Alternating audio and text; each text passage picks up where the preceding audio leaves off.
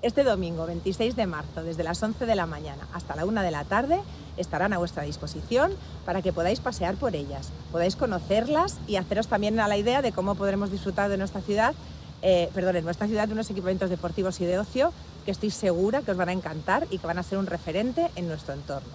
Sabéis que nos hubiera gustado inaugurarlas el año pasado, pero fue imposible. Una gran tubería de amianto rodeaba la antigua piscina y los protocolos necesarios para gestionar su retirada, que son complejos, provocaron que se retrasaran las obras. Ya sabéis que retirar el amianto no es fácil, lo he dicho muchas veces, pero hay que hacerlo bien porque afecta a nuestra salud. Queremos una abadía libre de amianto, esta instalación ya lo es, como lo será en breve toda la ciudad.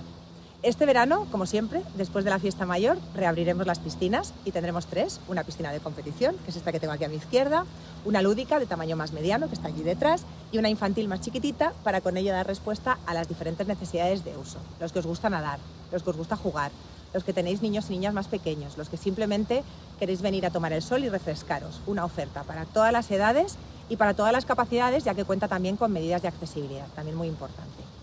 Y ya desde este próximo lunes, los amantes de los deportes de raqueta podéis reservar las 4 pistas de pádel y las 3 de tenis. Como veis, estas instalaciones no solo mejorarán las anteriores al ampliar la oferta de nuestro poliesportiu, sino que son instalaciones más modernas, más sostenibles, cuentan con un sistema de recirculación de agua para reducir al máximo su consumo, y eso en tiempos de sequía como el que estamos viviendo es fundamental. Y en breve también contarán con placas fotovoltaicas para que sean aún más respetuosas con el medio ambiente. Para mí, reabrir nuestro poli es un momento muy especial. Recuperamos un espacio que sin duda ha marcado la infancia de muchas personas de esta ciudad, un espacio que queremos que siga siendo un referente para Abadía, que siga siendo un punto de encuentro para disfrutar del ocio y del deporte, y seguiremos reformándolas, seguiremos reformando esta instalación que forma parte de nuestro pasado, que forma parte de nuestro presente y que queremos que sea parte de nuestro futuro.